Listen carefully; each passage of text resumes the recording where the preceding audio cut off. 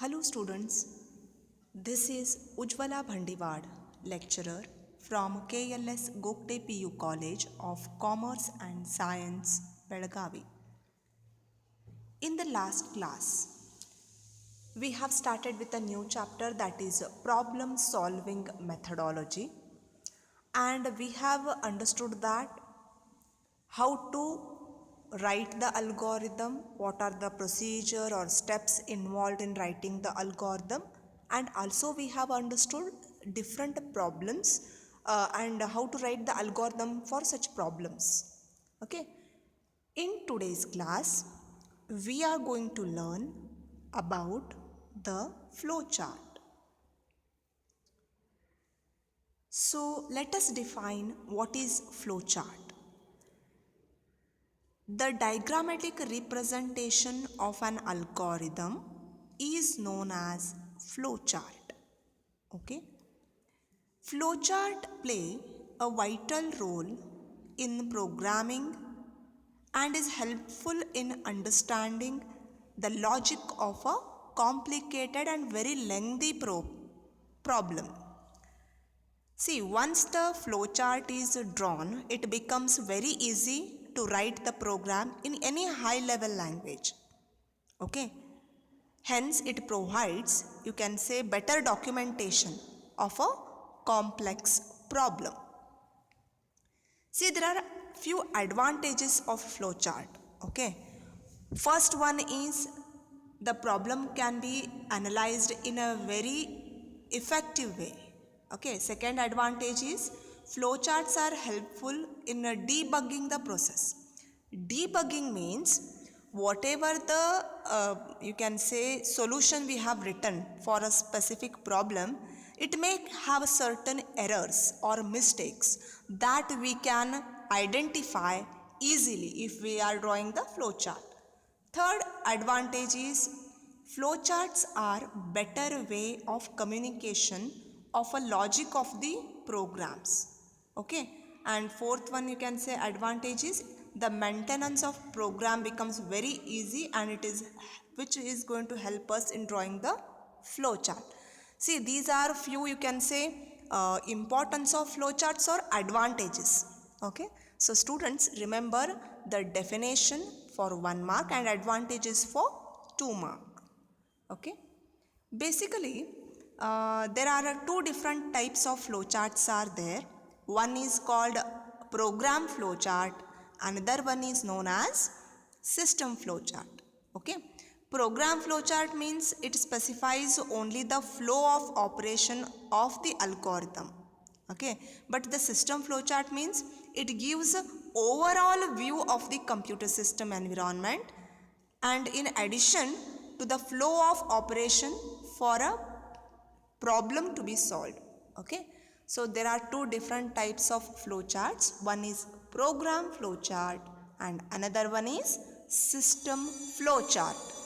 So now students, let us learn the symbols which are used in drawing any flowchart. Okay. So here we have shown the different symbols with their name and the meaning. So these will be asked for 5 marks. Say explain the symbols used in the flowchart. You have to make a 3 columns. First one is name, then symbol, then meaning, and you have to write all these symbols. First symbol name is oval. You can see how it is drawn.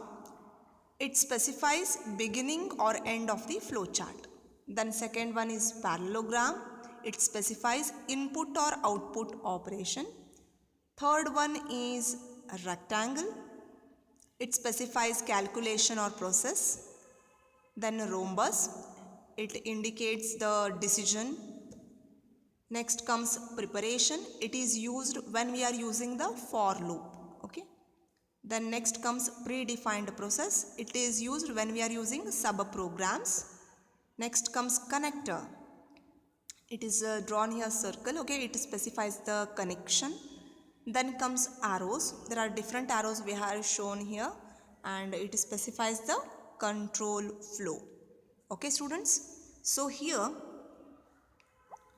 you can identify the various symbols used for different purposes. Now let us understand the how to draw the flow chart with the help of an example. Okay. So here I have taken one simple problem. First, flow chart to find the area and circumference of the circle. Okay.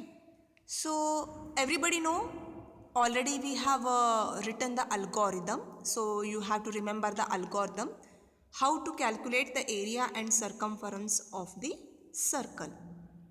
See, it begins with the word start. Okay, so start symbol we have used here. Then to calculate area and circumference of this circle, we require the radius. Okay, means we have to input the value radius. So here you can see input the value r. R indicates the radius value. Then we are calculating. See here, the symbol for calculation is what we have used here. Okay, area is equal to 3.142 into r. Similarly, circumference is equal to 2 into 3.142 into r. Okay, and after that, once we calculate area and circumference, we are going to display the area and circumference. Okay, that we are showing. Again, we are using the symbol of parallelogram. You can see either for input purpose or for output purpose, we have to use the parallelogram only. Okay, then finally we are going to stop the our problem solving method. Then see here, for start and stop same symbol is used. For input and output purpose same symbol is used. Okay, calculation, for calculation purpose we are using the rectangle. You can see here. Okay, in this way we can draw the flow chart. Okay, now let me take a second example. Flowchart to interchange values of two variables. See, first we are going to begin with the word start, then input. See, two variables. Variables means these are the, you can say, values which will contain temporary values they will be containing. Means the values will be keep on changing here. It is a quantity whose value will be keep on changing. Such value we call it as variable. So A and B are such variables. We don't know. They are unknown values. So A and B we have taken. They are unknown values. And we have to exchange the values of A and B. How we can do? For that purpose, I have taken one more variable. Say temp. Okay. Temp is another variable to which I am assigning the value of A. Then I am assigning A to the value of B. Then B is equal to temp. If I perform this operation, then definitely the value of A will become B and the value of B is going to become A.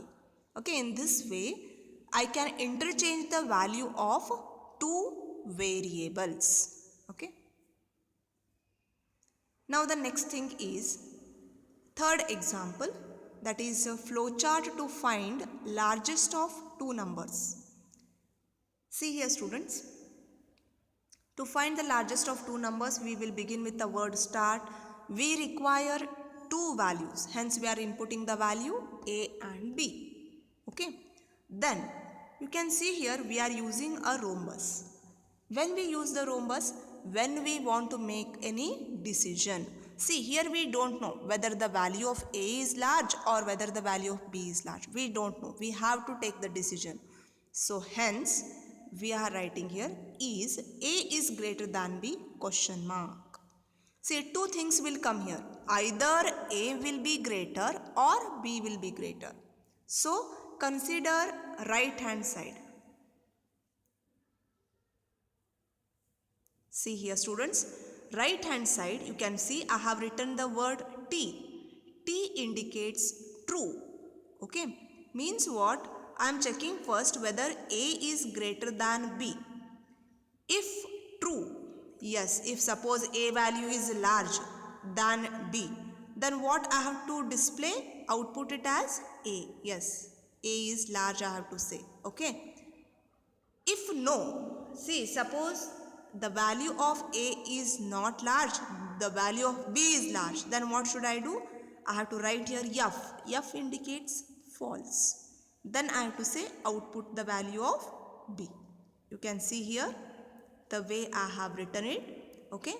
So finally I am stopping the method. Okay. So in this way, when you are making the decision, okay, we are writing the flow chart as shown here. Okay, this is a third example.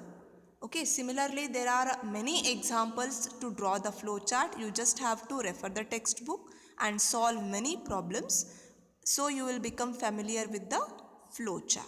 Okay.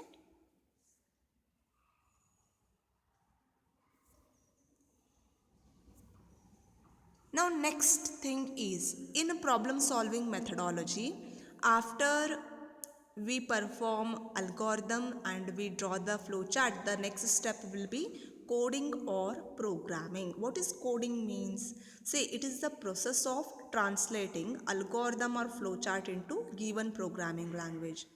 Students, understand carefully. Whatever the problem solution we have written, it is in our language. Whether you write the algorithm or draw the flowchart, it is our own language. Computer doesn't understand our language. So we have to use the computer language, and then we have to write, we have to convert whatever solution we have written, no, that we have to convert into computer language. Okay, computer languages are, for our syllabus we have C++ or HTML. Okay, all these are you can say computer languages. We have to translate it into computer language. That procedure we call it as coding or programming. Next, once we write the program, see, once we translate our algorithm into program, next step is what? We have to test whatever we have translated, okay, into the program, that program is working correctly. That checking the program is the process, we call it as testing. Students, the definition of testing and debugging is important for 1 mark.